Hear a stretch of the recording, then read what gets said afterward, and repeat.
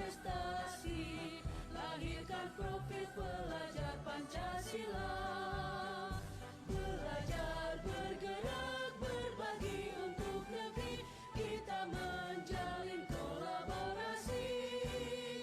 Belajar, bergerak, berbagi untuk negeri, demi bakti pada Ibu Pertiwi. Assalamualaikum warahmatullahi wabarakatuh. Alhamdulillah, Alhamdulillah. Hari ini kita bisa berkumpul dengan keadaan sehat walafiat.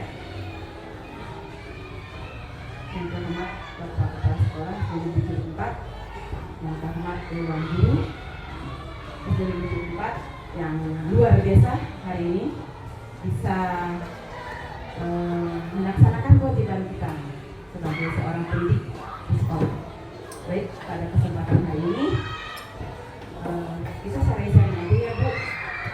Bapak, bukan saya hanya berbagi pengalaman saja selama saya mengikuti pendidikan yang memang hampir 95% itu online Pak. Jadi pendidikan saya dimulai tanggal 28 Oktober sampai kemarin tanggal 31 Desember dan off di tanggal 1 Januari sampai 31 Januari, dan ternyata tadinya jadwalnya itu kami akan PDP lagi bulan Maret, namun dimajukan oleh pihak PTMP, jadi bulan Februari saya udah mulai pendidikan lagi. Dan memang pendidikannya secara online, paling kalau cuma untuk pertemuan paling sekali aja di SMP 2 Curug yang memang difasilitasinya di SMP 2 Curug. Walaupun tahun-tahun sebelumnya kita melaksanakannya di hotel. Baik, perkenalan dulu. Baik Ibu Bapak semuanya mungkin sudah kenal sama saya. Yang baik yang lama atau yang baru, saya Elimunia Sari SPD. Saya calon guru penggerak. Alhamdulillah kesempatan ini masih diberikan kesempatan, walaupun sebenarnya awalnya mulai meragu ketika saya lulus TKS, saya lulus CGP juga, saya sebagaimana, tetapi para senior saya, bapak, ibu, semua teman-teman semua mendukung saya. Akhirnya saya maju, tetap saya melaksanakan kewajiban saya memang untuk mengikuti pendidikan ini. Baik Bapak Ibu, kesempatan kali ini saya belajar di CGP sudah pada modul 1. Modul 1 itu ada modul 4, 1.1, 1.2, 1.3 sampai 1.4. Nah, 1.4 ini aksi nyata tentang budaya positif yang ada di sekolah. Oke, saya perkenalkan, ini fasilitator saya, Bu Nur Sauda, SPD MPD. Beliau dari Jawa Timur. Kami belum pernah bertatap muka secara langsung karena memang beliau juga guru TK ternyata, dan memang dari belum pernah bertemu sekalipun, paling ketemunya di community. Nah, ini Bu Nur Sauda, dan yang kemarin kita ketemu Pak Ferry Mukti.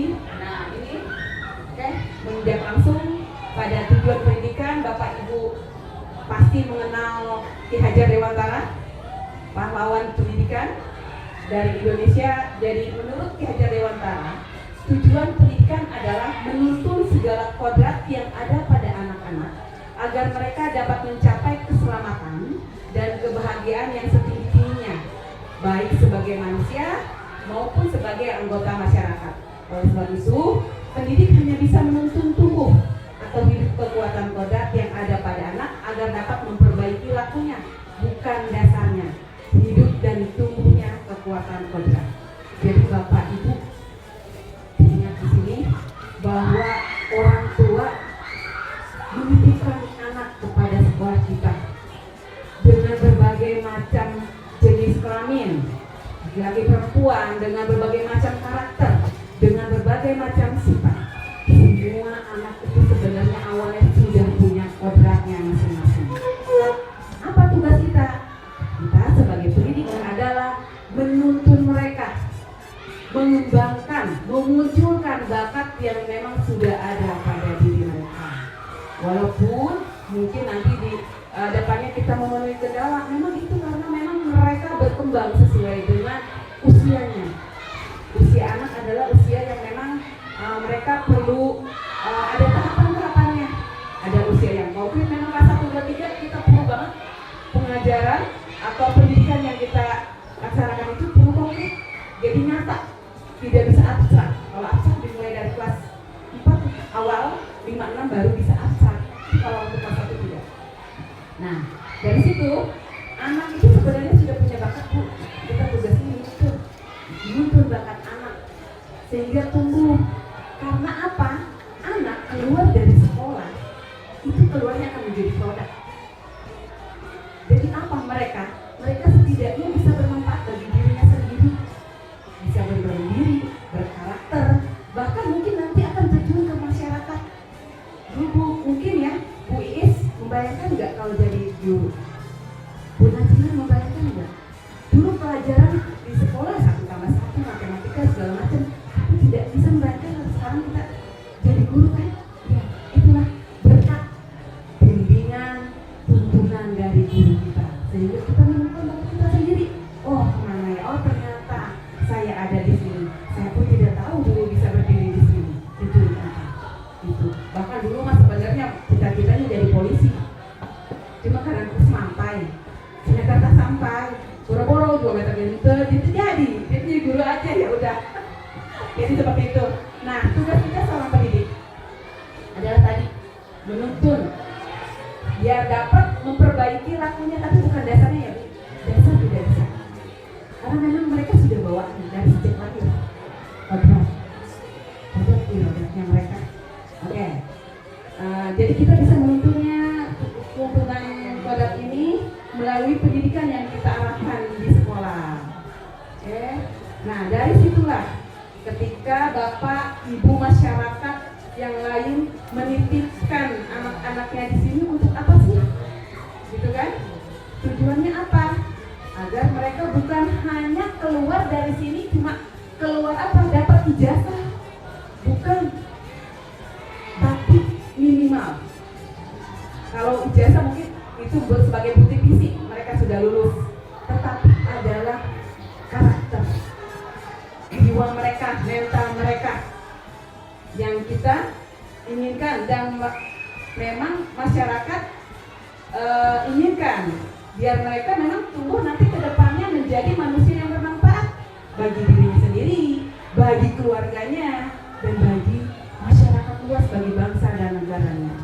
Akan jadi apa mereka ke depan itu tergantung kepada diri kita sendiri. Karena yang sekarang berdiri pun menjadi presiden itu berkat dari asuhan dari guru seorang pendidik itu. Makanya kita sekarang tahun 2023, entah 10 tahun kemudian kita tidak tahu anak kita akan jadi seperti apa. Bahkan saya kagum, saya pasti lulusan dunia itu, dunia mengajar. Saya tanya tadi Bunia ngomong tahun berapa? 96. Tadi sudah lahir belum? Ini sudah lahir belum? Belum. Anaknya ternyata sudah ada yang jadi pilot. Apalagi yang Pak Bambang Asuh kemarin di sekolah dasar udah punya dokter, jadi pilot, lagi udah jadi anggota DPR dan sebagainya. Itu jika anak memang sudah menemukan versi terbaik pada dirinya. Yang tugas kita dari kecil nih, kita memupuk kodrat, memupuk bakat mereka yang ada pada diri kita, walaupun sangat sulit, tapi jangan dikatakan sulit. Saya pasti bisa menemukan bakat anak dengan cara bagaimana? Dengan cara kita memberikan pelayanan prima, memberikan pelayanan kepada peserta didik kita. Kita ingat ya bahwa peserta didik kita bukan objek pembelajaran kita, bukan hanya untuk itu FPP tujuan pendidikan, bukan, tetapi mereka yang belajar, mereka yang melaksanakan, mereka yang mengalami. Ketika mereka belajar belum paham, karena tidak semua anak tingkat pemahamannya itu sama, semua pasti berbeda. Ada anak yang cuma dicontohin cuma 1, jelas 1+1 yakin tidak semua anak paham itu. Jadi butuh memang yang namanya pembelajaran bervariasi, ya. Jadi disitulah kita, ketika saya masih ingat perkataan Bu Julpa kemarin, ketika saya pengen bakso, saya dikasih nasi goreng, mau tidak? Itu seperti itu anak itu. Jadi ketika saya memang mau paham 1+1, saya nggak bisa 1+1 cuma abstrak aja, nggak bisa. Tapi yang lain, anak lain butuh secara konkret. Nah, dari situlah kita butuh memahami anak kita itu seperti apa, kebutuhan siswa seperti apa. Makanya anak dijadikan subjek pembelajaran, dijadikan siswa itu memang apa ya namanya ya, peran utama kita di dalam pembelajaran. Nah, dari situlah untuk memunculkan produk anak tersebut, bakat-bakat anak itu, kita memerlukan budaya positif. Budaya positif di sekolah adalah nilai-nilai dan kebiasaan di sekolah yang berpihak pada murid agar mereka dapat berkembang menjadi pribadi yang kritis, berkarakter, tanggung jawab sesuai dengan profil pelajar Pancasila. Ini blog ini Pak, pelajarnya terpatah ya, oke? Nah ini profil pelajar Pancasila yang kita kenal sekarang ada 7 yang memang sebenarnya intinya sama saja. Mau dulu kita kenal P, apa Pak? Tepuk PK. Ya, ini sekarang profil pelajar Pancasila yang memang ini kita boomingkan ketika Menteri Pendidikan Pak Nadiem Makarim ya, ketika memang sedang COVID, yang memang dirasakan oleh masyarakat bahwa keadaan siswa sekarang yang memang baru pulih dari pandemi. Nah, inilah profil pelajar Pancasila. Yang pertama adalah beriman dan bertakwa kepada Tuhan Yang Maha Esa. Ini udah jelas. Itu saya sangat apresiasi banget ketika melihat Bapak mencantumkan visinya itu. Yang pertama memang tentang ketuhanan, tentang keimanan. Jadi tahu kan visi SD kita ada di situ di depan. Jadi keimanan kita ya memang menjadi tolak ukur pertama dulu. Beriman dan bertakwa pada Tuhan Yang Maha Esa, berakhlak mulia, berkebinekaan global, gotong royong, mandiri, kreatif, dan bernalar kritis. Jadi ini yang terakhir itu bernalar kritis. Ini sebenarnya ada nyanyiannya Ibu, tinggal lihat di YouTube. Dari nyanyiannya itu dari apa? Saya mau tamasya. Apa namanya saya? Ya saya lihat deh. Ya nanti. Ya. Ya seperti itu. Jadi budaya positif di sekolah ini, nilai-nilai kebiasaan yang ada di sekolah kita yang memang untuk kepentingan siswa-siswa kita. Baik, selanjutnya ini ada 7 budaya. Kita lihat ada 7 konsep budaya utama, budaya positif. 1, perubahan paradigma belajar. Saya alhamdulillah merasakan yang namanya situasi belajar gaya lama dengan gaya baru. Kalau gaya lama saya merasakannya karena saya pelaku jadi siswanya. Kalau gaya baru saya merasakannya karena saya sebagai seorang pendidiknya. Tapi sebetulnya mau dari gaya lama, dari gaya baru, sebetulnya dua-duanya bermanfaat dan itu sangat bagus. Dan terbukti kami hasil produk gaya lama. Ibu, betul nggak? Pak Haji, Ibu Sipa itu hasil produk kami. Sebetulnya kami di tempat, walaupun kami di kelas dimarahin oleh guru, itu merupakan bagi kami tuh hal yang memang harus kami lakukan. Memang apa ya? Jadi pelajaran bagi kami. Saya masih ingat itu. Tapi itu sampai sekarang kuat di dalam hati kami. Tidak seperti sekarang itu. Sedikit ini langsung bilang. Makanya paradigmanya dirubah. Paradigma belajarnya. Karena yang kita hadapi bukan produk jadi,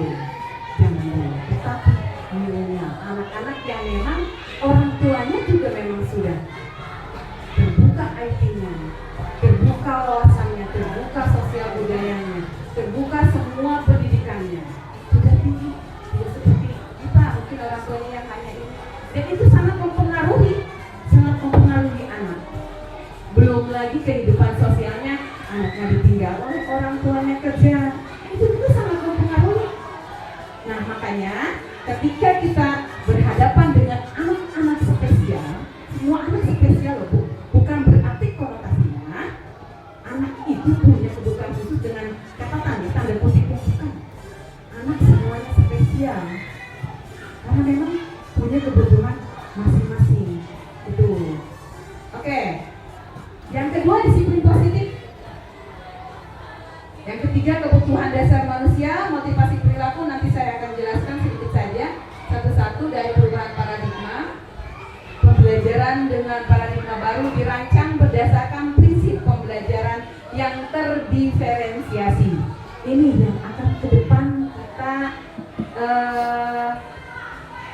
rasakan.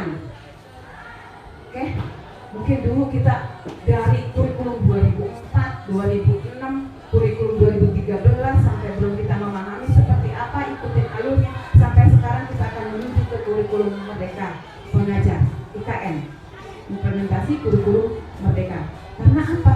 Di sini anak bebas untuk belajar, kita pun bebas untuk mengajar. Dalam artian memang ada batas-batasannya, bukan merdeka semau-maunya atau apa, tetapi memang ada batasannya dan ada tujuannya masing-masing. Jadi dengan paradigma baru dirancang berdasarkan prinsip pembelajaran terdiferensiasi sehingga setiap siswa belajar sesuai dengan kebutuhan dari tahap perkembangannya untuk mewujudkan profil pelajar Pancasila tersebut. Kita bandingkan dengan anak, saya yakin anak lebih pintar menggunakan IT daripada kita sendiri. Itu, saya pun belajar seperti ini dari anak saya. Anak saya ternyata sudah mendapatkan gitu teori ini, sudah mendapatkan praktek. Memang kalau laporan dibuat seperti ini. Makanya ketika saya membuat, itu jadul banget sih, gambarnya begitu doang. Sini, di mana nih tepatnya? Ini loh, sebenarnya bisa didownload di sini. Dari situ ternyata anak itu sebenarnya punya potensi. Karena belajar dari sebenarnya itu dari alamnya itu sendiri, dari budayanya, dari sosialnya itu di situ. Jadi kita tidak bisa menutup mata Bu, tidak bisa menutup mata anak tidak mengerti apa-apa. Sebenarnya anak sudah mengerti, tinggal kita luruskan dan menuntunnya agar kemengertian mereka positif. Tidak, kan mereka umurnya masih muda Bu. Jadi kalau kita dirubah mindsetnya menjadi baik, baru bisa lurus. Kan kalau anak enggak, kalau kata zaman dulu, anak nggak tahu yang namanya garam itu asin, segala macam ditulis itu sakit ataupun segala macam ya, peribahasa-peribahasa yang dari orang tua. Jadi memang di situ anak cuma melihat, cuma itu aja. Mereka tidak bisa menilai apakah itu baik ataupun misalnya buruk. Nah itulah tugas kita sebagai pendidik ya, merubah paradigma dahulu menjadi baru. Yang sekarang memang kita berhadapan dengan dunia yang baru, dunia milenial yang memang tidak bisa kita pungkiri, kita harus hadapi kenyataannya gitu. Oke, yang kedua adalah disiplin positif. Kita tahu bahwa disiplin bisa berarti bahwa adalah tata tertib atau teratur atau patuh pada peraturan. Kata disiplin juga sering dihubungkan dengan hukuman. Dulu ya kita beranggapan bahwa disiplin sesuai dengan jika dihubungkan dengan hukuman, padahal itu hal yang berbeda. Hukuman dengan disiplin berbeda. Ada juga yang mengatakan kalau ada peraturan membuat apa? Dibuat peraturan kalau tidak dilanggar, gitu kan? Nah itu hal yang berbeda karena belajar tentang disiplin positif tidak harus memberi hukuman, tidak harus memberikan kita sanksi, ya kan? Nah di sini maksudnya adalah disiplin, kemampuan memerintah diri sendiri tanpa diperintah oleh orang lain. Kita menyadari sepenuhnya dalam mengontrol dan menguasai diri untuk memilih tindakan yang mengacu pada nilai-nilai yang kita hargai dengan penuh tanggung jawab tanpa diperintah oleh orang lain. Sedikit pengalaman Pak, sedikit. Saya sekolah, saya rumahnya di Sukabakti, sekolah Jurbetan 2. Tapi saya dapat dari jam 5. Saya sempat diketawain sama orang tua Ngapain? Saya karena takut sama Bu Guru. Saya takut kalau saya telat. Makanya sampai sekarang saya penguatan saya dalam diri saya sampai ke kerjaan. Jika memang perlu saya duluan nanti. Karena mungkin itulah penguatan yang ada di diri saya. Kebutuhan saya tidak mau. Saya itu benar-benar memang pengalaman saya. Walaupun saya sekolah di Alusnya, saya 6:30 udah berangkat jalan, udah masuk 7:30. Sebenarnya sejauh. Cuma karena dari dulu sudah ditanamkan oleh diri saya sendiri tanpa harus didorong oleh orang tua saya. Kamu berangkat jam berapa? Tanpa harus tapi karena kesadaran saya ketika saya ingat guru saya di Rosmin, kamu harus berangkat jam segini, tidak boleh telat, nanti kalau telat akan dihukum. Itu ngajak banget sama saya sampai sekarang. Tapi mungkin itu ada manfaatnya bagi diri saya, berefek manfaat. Ternyata pas sampai ke sekolah memang banyak sekali hal yang saya pelajari. Jadi saya bukan yang untuk langsung datang ke sekolah langsung belajar, tidak. Tapi banyak sekali hal-hal yang memang mungkin saya bisa lakukan di sekolah. Tiket sorangan baik Pak di sekelas. Saya sendirian pikir. Kadang-kadang yang berat bukan saya bagian pikir. Tapi saya suka melakukannya, gitu kan? Makanya udah akhirnya kan imbasnya kepada reward kita, terhadap guru kan, guru menjadi mereward kita. Oh, anak yang rajin, anak yang memang disiplin. Sampai sekarang memang ini disiplinnya masih nancep pada diri saya. Saya berusaha Pak, maaf Bapak, untuk 2 minggu kemarin saya mungkin ada kesiangan. Itu beneran saya itu sedikitnya apa ya? Bukannya untuk saya kesiangan. Sebenarnya saya bertentangan dengan hati saya. Tapi apa boleh buat, rumah agak sedikit jauh, agak macet, makanya berangkatnya sama, tetapi dengan datang ke sini berbeda. Padahal saya udah upayakan saya sedikit agak pagi gitu kan. Tapi karena memang ada kewajiban yang lain yang memang harus saya jalankan, ya udah. Akhirnya saya sedikit agak jam 7 kurang baru nyampe sini gitu. Nah ini disiplin itu bukan berarti dari atasan harus ditegur berangkat jam segini atau kita diatur oleh atasan ketika harus ada pinjam yang Bu, kalau kita bisa mengatur diri kita sendiri dari dalam diri kita ikhlas menjalaninya, insya Allah itu tidak usah ditegur. Bekerja tidak usah ditegur, bertanggung jawab tidak usah diminta. Kalau memang sudah tanggung jawabnya laksanakan, kalau memang sudah tugasnya laksanakan. Itu ada pada diri kita. Oke? Baik, jadi di sini kita mengacu pada nilai-nilai yang memang kita hargai dengan penuh tanggung jawab tanpa diperintah orang lain. Itu. Jadi disiplin positif itu mulai dari diri sendiri. Oke? Nah, kemudian yang ketiga, kebutuhan dasar manusia. Sudah jelas kebutuhan dasar kita manusia, pertama sandang, pangan, kebutuhan utama, kebutuhan tersier sampai kebutuhan rekreasi ya Bu, betul kan? Itu namanya kebutuhan bertahan hidup. Kita punya tempat tinggal, walaupun di mana tetap walaupun insya Allah nyaman, tidak kebocoran, aman dari gangguan binatang gitu kan. Itu untuk bertahan hidup. Nah, kebutuhan selanjutnya adalah kebutuhan kasih sayang dan rasa diterima. Nah, dengan ikhlas hati, ibu mau merawat, membimbing anak orang lain, bukan anak kita sendiri. Padahal kita juga di rumah punya anak, ya bagi yang sudah punya anak. Tetapi di sini kita harus dengan ikhlas, kita menerima titipan dari orang tua, masyarakat sekitar yang sudah mempercayakan kepada kita. Dan saya apresiasi banget Bu Sita. Tahun-tahun kesini, alhamdulillah kepercayaan masyarakat terhadap kita semakin meningkat. Karena mereka percaya di sini ada guru-guru kita yang bisa membimbing mereka, menuntun mereka menjadi anak yang berkarakter, yang berguna, yang bermanfaat. Gitu. Nah, terus yang ketiga, penguasaan kesenangan. Maksudnya apa sih? Kebutuhan dasar yang memang manusia tutup pada orang lain. Nah, contohnya nih, saya punya contoh soal sedikit. Jangan ya. Oke, contoh Bisa seorang murid bernama Risha. Dia selalu berlari keluar kelas menuju jalan di depan sekolahnya yang ramai dengan kendaraan.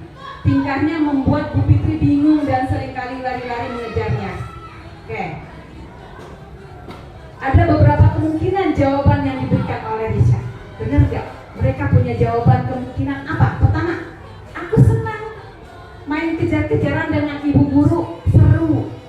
Kejengkel banget padahal anak lagi belajar ya. Tapi dia tiba-tiba keluar. Buat apa coba? Nah, yang kedua, ibu kejar aku karena ibu guru sayang sama aku. Jangan, kan kita bukan sebenarnya kita mengajar juga bukan karena buat bermain dengan mereka sebenarnya ya. Seriusnya nih ya, ini seriusnya. Karena kita khawatir dia kecelakaan lah, kita tabrak lah, atau jatuh lah. Ternyata menurut anak mah karena ibu gurunya senang ikut main kejar-kejaran, padahal kita sedang mengejar mereka gitu kan, biar tidak jatuh gitu.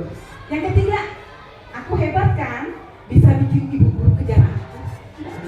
Gitu kan, ini udah tingkat kesabaran yang memang harus kita sabar. Memang pada intinya memang seperti ini anak itu. Nah yang keempat, menurut alasan Risha nih, aku bosan belajar mewarnai terus di dalam kelas. Nah ini dia tandanya kalau anak itu memang berbeda-beda. Nah dari identifikasi kebutuhan ini, coba kira-kira ketika nomor 1, aku senang main kejar-kejaran dengan ibu guru, sampai ibu guru seru kata dia. Itu termasuk kebutuhan apa? Ada yang bisa jawab? Dia senang main kejar-kejaran. Favorit. Kesenangan. Itu tadi kebutuhan dasar manusia itu ya. Ada yang kesenangan kan? Nah ini dia senang berlari-larian, dikejar-kejar oleh gurunya. Itu. Yang kedua, ibu kejar karena ibu guru sayang aku. Karena apa itu? Kebutuhan apa? Kasih sayang. Jadi dia mengalihkan perhatiannya Bu. Ketika dia nulis, ibu guru cuma kesana doang. Gitu kan? Betul, cari perhatian. Ya itu cari perhatian kepada siapa nih? Ke gurunya. Gimana caranya nih? Cari perhatian. Itu ada anak yang bilang seperti itu loh. Ya kan? Mungkin adalah banyak anak-anak istimewa di kelas kita yang seperti ini. Ini dia Bu. Dia itu butuh perhatian. Gitu. Dia punya alasan tersendiri kenapa dia melakukan itu. Itu. Jadi yang kedua ini karena dia butuh kasih sayang. Yang ketiga, aku hebat kan, bisa bikin ibu guru kejar aku. Apa ini? Motivasi apa namanya? Motivasi apa? Nah ini dia penguasaan. Dia ketika dia udah bisa menguasai ibu gurunya ketika mau berusaha untuk mengejar-ngejar, berarti ibunya udah dikuasai dong hatinya oleh dia. Ya kan? Jadi patuh gitu kan. Nah itulah jadi anak itu berbagai macam alasan dari anak yang memang itu akan menjadikan suatu motivasi pada dirinya. Walaupun sekecil apapun pujian kita terhadap siswa itu kuat Bu. Walaupun cuma dikatakan kamu hebat, kamu luar biasa, itu udah motivasi banget buat anak. Begitupun jika ibu sebaliknya, kamu bandel, kamu nakal, itu akan nakal. Tapi apakah ada kata bandel atau nakal? Tidak ada sebetulnya, tidak ada kata bandel atau nakal. Anak itu luar biasa. Cuma kitanya yang mengarahkan sehingga mereka penyimpangan. Menurut kita, padahal menurut mereka tidak. Kita tugasnya meluruskan terhadap anak. Nah, disinilah kita perlu motivasi. Ya, saya jujur kalau berangkat sekolah, saya hidup kadang-kadang ada motivasi yang memang saya bisa sangat termotivasi untuk bersemangat, ataupun memang kadang-kala saya juga down, gitu kan? Tapi kita mencari motivasi itu yang bagus gimana? Satu, faktor intrinsik kita yang paling utama adalah dalam diri kita sendiri motivasinya. Saya mau berubah, saya mau maju, saya mau sukses. Tancap di dalam diri. Itu di situ. Kalau kita menggantungkan motivasi pada orang lain, niscaya saya yakin akan luntur. Ketika orang itu sudah tidak ada, tidak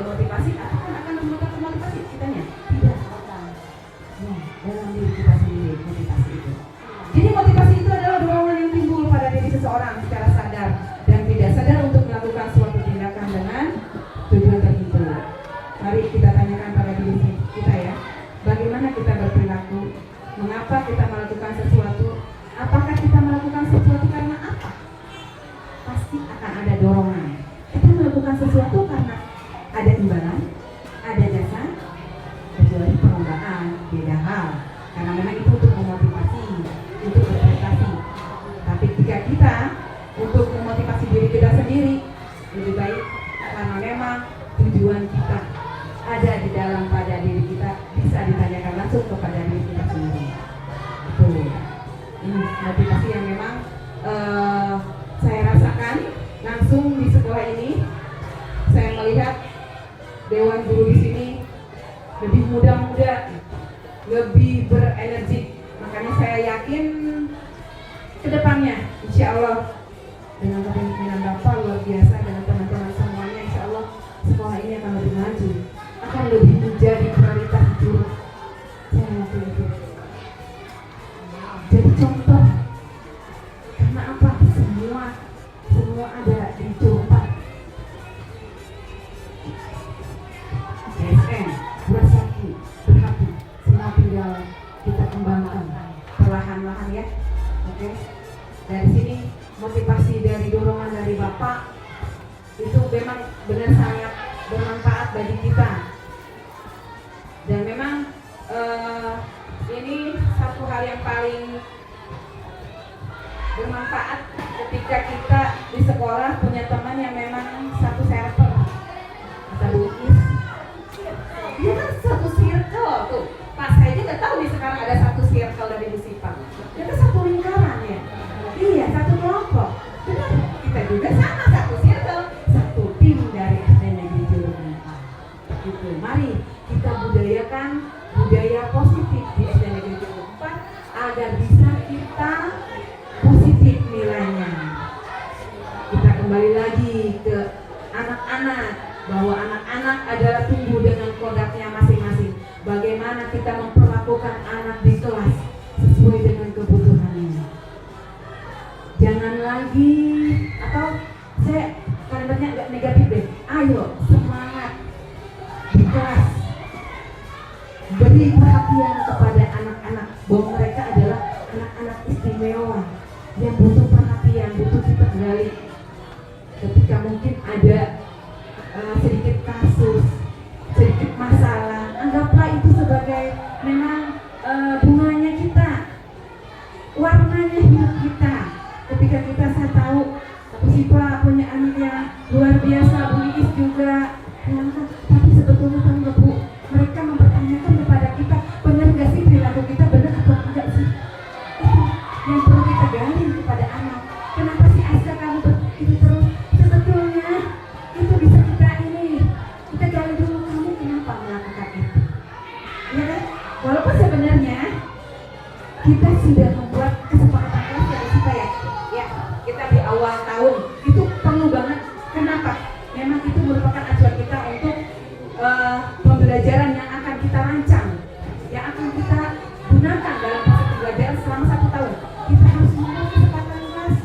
Kesepakatannya apa? Tergantung masing-masing kelas.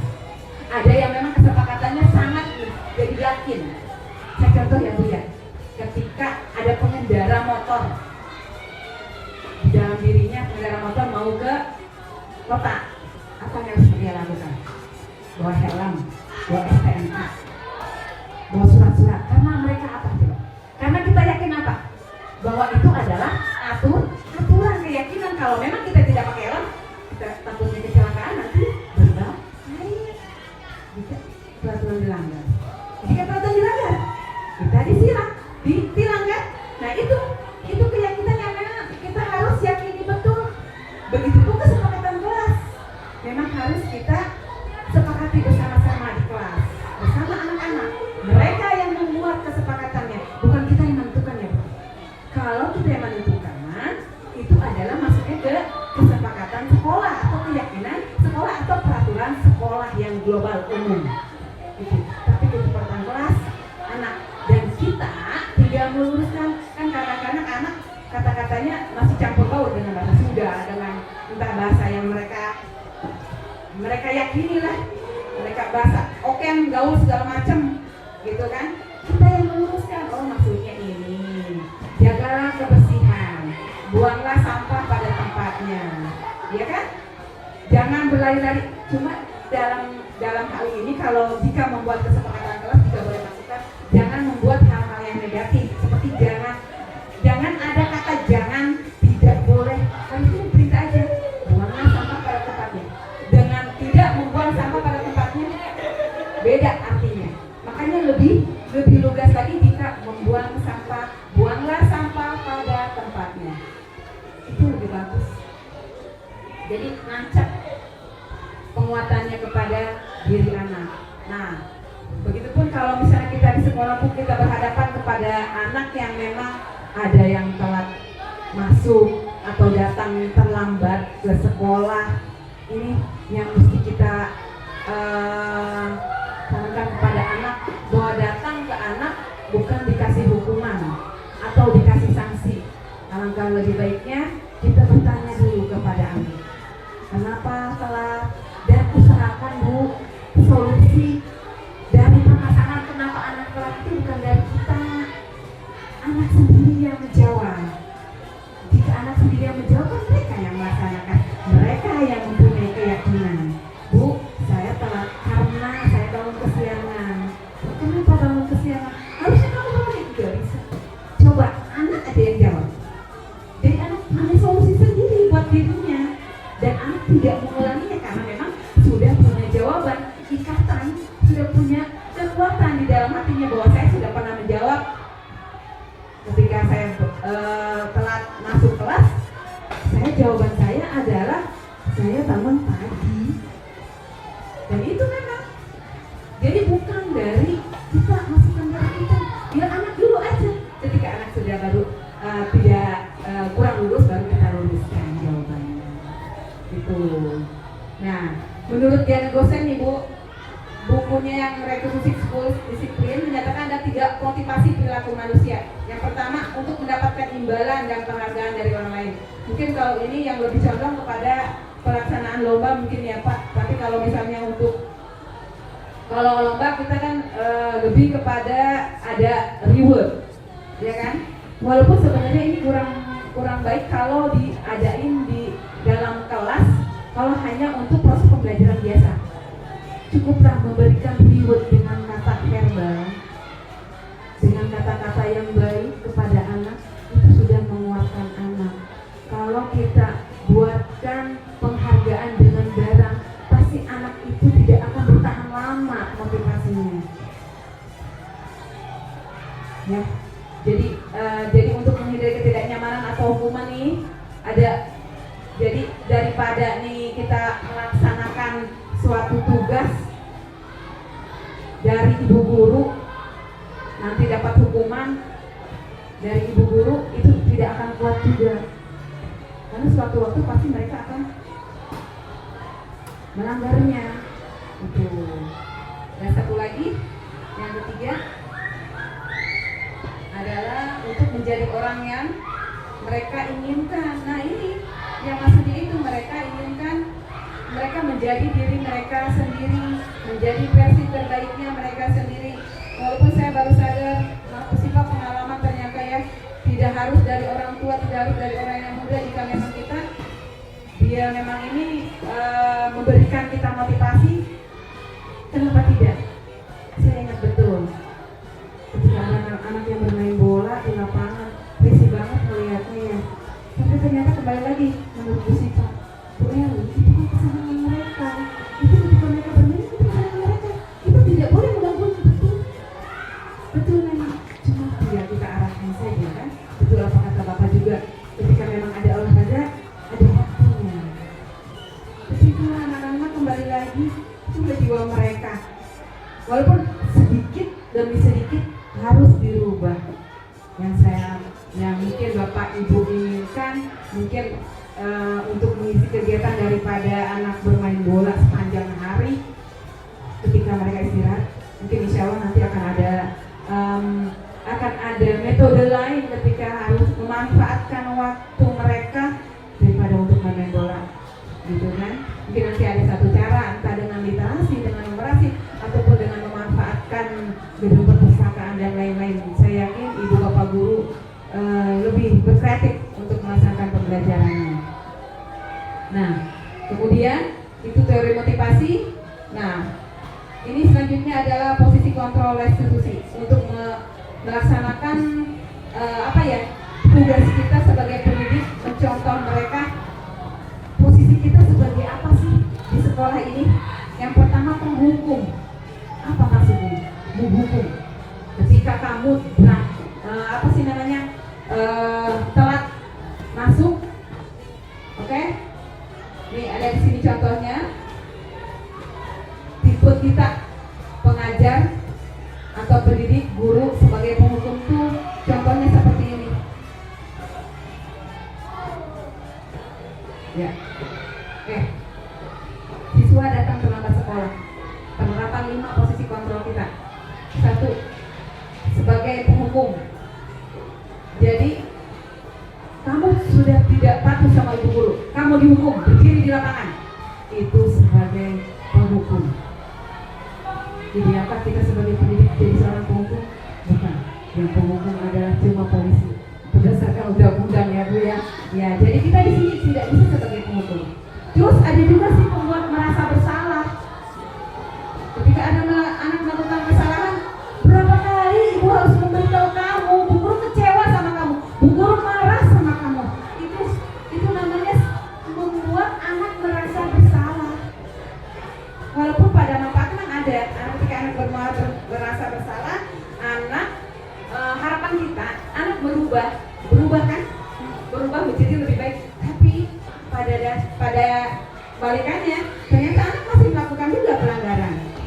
Ada juga sebagai teman Bu, ayolah tertib, bapak ibu guru bangga kali ini tidak apa-apa kamu nggak bersalah. Jadi memposisikan kita sebagai teman baik nggak apa-apa, tapi dengan posisi situasi seperti apa dulu yang kita inginkan kepada anak-anak.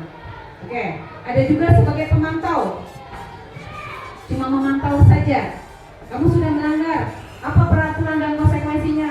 Kamu cuma tahu melanggar aja, konsekuensinya tahu aja tanpa kita perlu ingatkan. Itu tidak baik juga. Itu posisinya itu sebagai pemantau. Itu.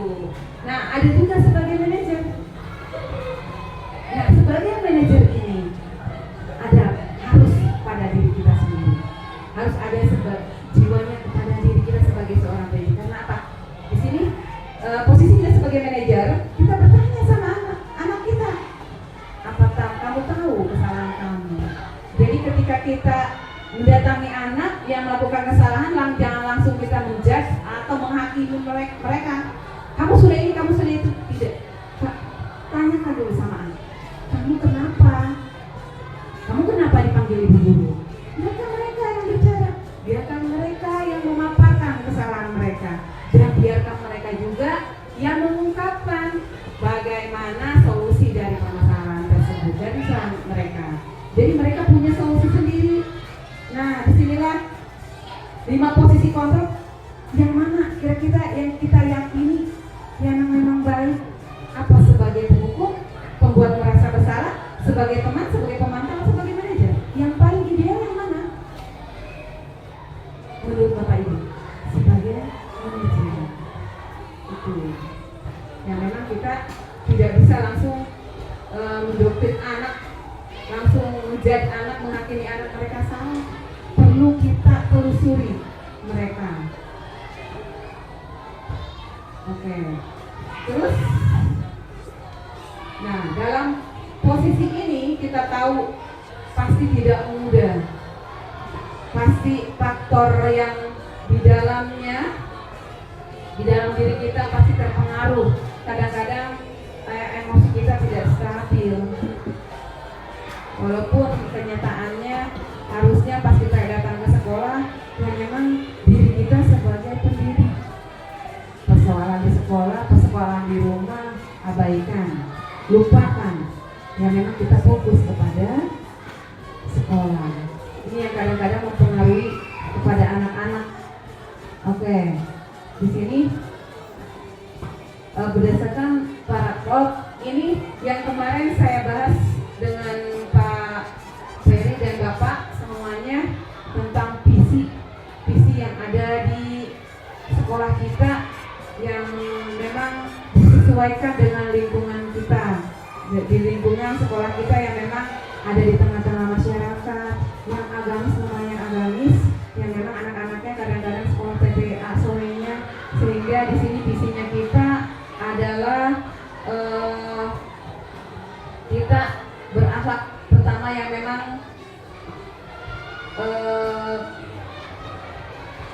berakhlakul karimah, beriman dan bertakwa kepada Tuhan Yang Maha Esa.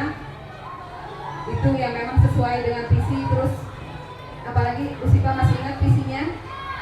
Yang itu visi itu memang merupakan suatu pedoman kita untuk bagaimana kita menentukan pembelajaran kita yang akan kita proses di sekolah kita masing-masing, dengan mewujudkan visi yang memang sudah implementasikan, sudah disimpan di slogannya di depan sekolah. Itu bukan cuma untuk pajangan Bapak Ibu, tetapi itu sudah dirumuskan sedemikian rupa oleh Bapak, oleh Ibu semuanya, disesuaikan. Itu tujuan kita ke depan, bahwa anak kita yang kita didik itu memang harus beriman dan bertakwa pada Tuhan Yang Maha Esa, ilmu pengetahuan dan teknologi, berkarakter. Dan memang alhamdulillah di sini punya guru-guru yang hebat, yang luar biasa, semua punya bakat masing-masing. Ada yang memang aktif di organisasi sehingga dibawalah ke sini dengan memang wajib untuk mengikuti kegiatan ekskul, pramuka, Pancasila, dan memang luar biasa. Saya apresiasi Bapak nambah lagi itu hal yang luar biasa, kemajuan. Nambah lagi ekskul yang kita yakini bahwa anak kita memang punya bakat, segudang bakat, bukan hanya 1-2 orang sih. Ada 424 anak yang punya bakat masing-masing berbeda, yang kita tugasnya mengarahkan. Siapa tahu ke depan mereka memang menjadi anak yang sukses. Itu yang kita memang impikan sesuai dengan visi kita. Berkarakter, apalagi berhati, ramah anak, yang memang betul sekali, yang memang sekarang ini kita dengungkan di mana-mana, sekolah GSM, ya memang itu apa adanya.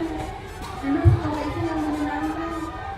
Jika kita tidak menyenangkan, anaknya mungkin anaknya akan tambah sangat-sangat dan tambah liar, itu udah yakin. Ketika kita melaksanakan tugas dengan senang, motivasi memang datang pada diri kita, itu insya Allah. Dan budaya positif sudah ada pada diri kita, insya Allah yang ada di sekitar kita juga akan mendatangkan hal-hal yang positif. Sebaliknya Bu, ketika kita memang menularkan hal-hal yang negatif, saya yakin di sekitar juga akan negatif. Nah, maka dari itu mari kita budayakan budaya positif di sekolah kita. Kita kembali kepada anak, bahwa anak adalah sumber dari pembelajaran kita. Mereka punya segudang bakat yang memang kita harus tuntun. Kita harus membimbing mereka menjadi paling tidak bermanfaat bagi dirinya sendiri. Dan insya Allah keinginan kita adalah bermanfaat bagi orang lain. Dan insya Allah Bu, di dunia dan di akhirat pun, insya Allah yang mendoakan kita adalah anak-anak kita. Kita tidak tahu doa mana yang akan diijabah, ya Bu. Doa anak kita yang mungkin 10 tahun kemarin yang sudah menjadi orang besar, ataupun misalnya memang tidak jadi apa-apa, misalnya menjadi coba ibu rumah tangga, itu mudah hal yang luar biasa juga, menjadi ibu rumah tangga yang baik, mendoakan guru. Itu kita pada sadar diri betul bahwa motivasi yang ada pada diri kita lebih bagusnya kita memang berasal dari diri kita sendiri.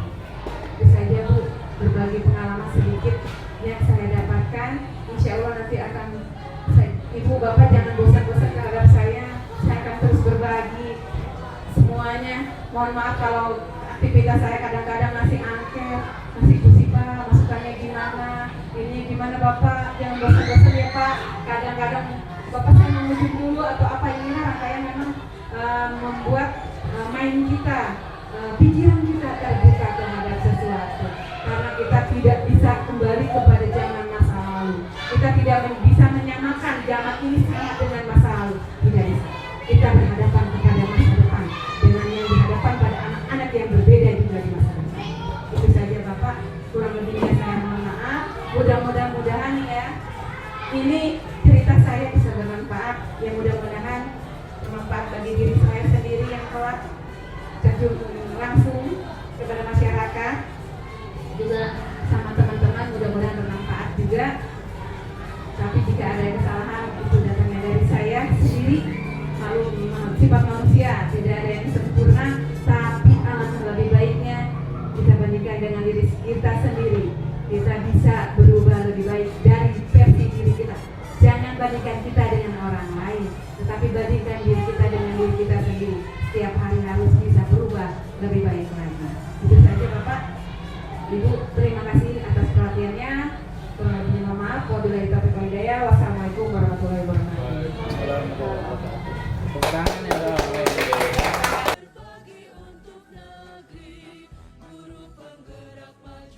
Assalamualaikum warahmatullahi wabarakatuh. Saya Bambang Pranoto Yudonigoro, SPD, Kepala Sekolah SDN Curug 4, menyampaikan testimoni tentang estimasi yang telah disampaikan oleh Bu Eli tentang budaya positif di lingkungan sekolah dan lingkungan belajar di SDN Curug 4. Apa yang telah disampaikan Bu Eli sangat bermanfaat sekali, baik untuk teman sejawat, lingkungan kerja yang terarah, kemudian yang terorganisir dan terencana.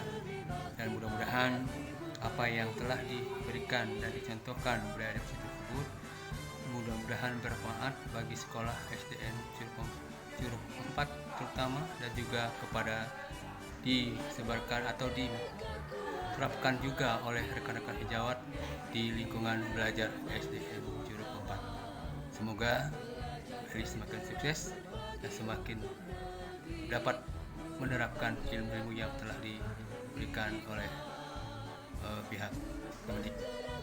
Assalamualaikum warahmatullahi wabarakatuh.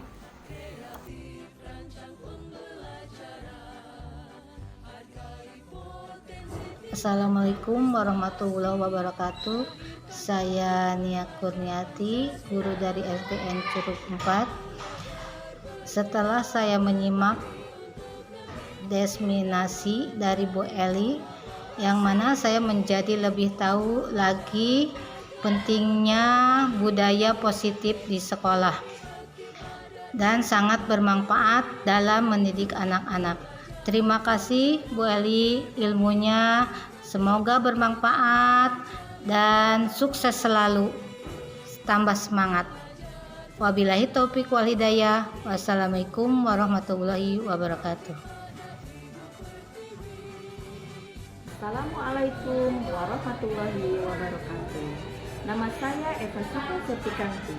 Saya guru kelas 5 di sekolah SD Negeri Curug 4. Setelah diadakannya aksi nyata oleh calon guru penggerak mengenai budaya positif di sekolah, alhamdulillah kami semua guru SD Negeri Curug 4, terutama saya, jadi lebih mengetahui tentang bagaimana cara menerapkan dan menanamkan nilai-nilai karakter yang baik bagi siswa.